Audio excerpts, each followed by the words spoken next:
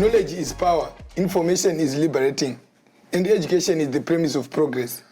Welcome viewers to yet another insightful, decision-empowering conversations proudly brought to you by the College of Business Administration, Central Michigan University. I am your host, Tamuka Kanyai, an MBA student with an emphasis in project management here at Central Michigan University. In today's episode, we are hosting Dr. Bradley Taylor. Dr. Brad Taylor is the Director of Michigan Finance Scholars here at Central, which is the main purpose of this episode. He is a licensed and well-experienced chartered financial analyst and has worked as a chief finance officer for big corporation companies in different parts of the world. We are talking about African countries like Madagascar, Asian countries like India and China. He holds a doctorate in international finance from International School of Management. He is indeed a finance professor here at Central Michigan University. Ladies and gentlemen, help me welcome Dr. Brett to this exciting episode. Thank you very much. Thank you so much for coming to share with us the topic about Michigan Finance Scholars here at the College of Business Administration. Mm-hmm. So I will just get into the conversation of today. So, Doctor, can you tell us about the Michigan Finance Scholars? Can you introduce to the viewers what Michigan Finance Scholars is and what is it as a resource here at the College of Business Administration? Yeah, so our finance students are eligible to join the Michigan Finance Scholars, and the reason that we set up the Michigan Finance Scholars is basically to enhance their learning experience. So one of the things that we want to do is we want to make sure that they take more case studies. They get involved with our alumni. Our alumni are going to be the best source of getting jobs post-graduation. We get them involved in competitions, so they have to learn presentation skills, and all of this builds up to resume building. We take them on trips. So we have a couple trips to New York, we have a trip to Chicago, we have a trip to Minneapolis. And again, that's to introduce our students to alumni and to the business community. So they get used to looking at or talking to other finance professionals out in the real world. Okay, thank you so much. So you've talked about what you do as Michigan Finance Scholars. So as students from the College of Business Administration, they would want to know who needs to be part of the Michigan Finance Scholars? Well, look, I think anyone who's a finance undergraduate, maybe the accounting undergraduates or finance minors would want to take part in this, simply because it gives you all the opportunities post-graduation to get one of those, great positions. Okay. There's a lot of good positions out there, but you have to fight for them nowadays, right? You have to do all of the things that are necessary to get in front of people that will give you those positions. And that's what the Michigan Finance Scholars does. So anyone who's interested in getting a great position after graduation should be part of that.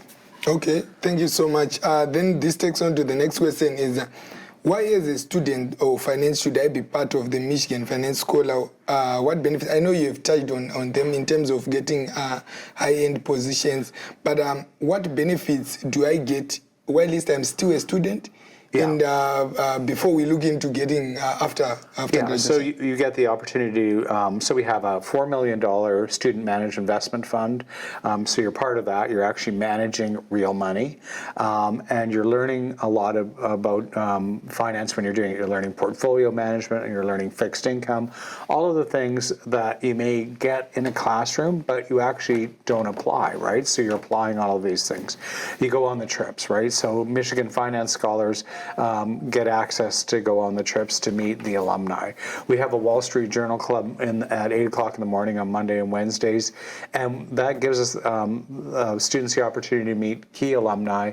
And in September, starting off in August and September, all of those first Wall Street Journal Clubs are recruiting events. So I have, companies like General Motors, Owens Corning, Mercantile Bank, International Motors coming in and recruiting students. So that's the benefit of belonging to it, right? Is to, and that's the camaraderie as well that comes out of it, right? When you think about it, a lot of the students that you meet here, the students when they're coming to classes, etc., those are going to be their lifelong friends, and they're going to be their contacts in the future. Okay. So that's why you'd want to do it. Okay, thank you so much. And I think it is very important as students, or at least you are still here, to connect with alumni, to connect with the outside world so that we can know what we need so that we can fit in the outside world. So you talked about undergraduates. So does it only apply for undergraduate or because I understand there are some programs like MBA with the emphasis in finance. Is there any other graduate students that can be part of the Michigan Finance Scholars? Certainly we have some MBA students who are part of the Trelawney Orris funds, so they have gone through and they've taken part in parts of the Michigan Finance Scholars Program. We have never had anyone take part in everything, but I mean, not every student is required to take part in everything. So definitely, we have openings for the MBA students, and there's certain ones that have, been really attached to the program.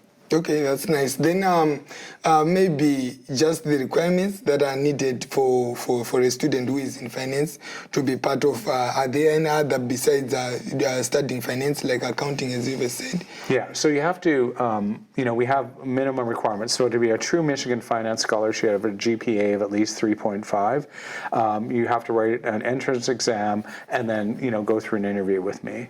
Oh, so okay. Those are the three requirements to get involved. And then once you are involved, you have this ongoing requirement to be part of everything, right? Like you have to take part in one competition.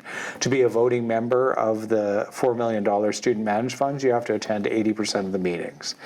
So there's ongoing requirements. The expectations are that students will continue to support all of the activities that we have. Okay, thank you so much, Dr. Brett, for unpacking this. This was truly insightful, and I know my fellow colleagues and our viewers, those that are in finance, they would be interested in Michigan Finance Scholars. I would thank you so much for this episode. So to all those our finance scholars, those that are interested or those that are already at Central, please visit the Michigan Finance Scholars and be part of this as we prepare for our careers. Till we meet again in the next conversation. Thank you so much.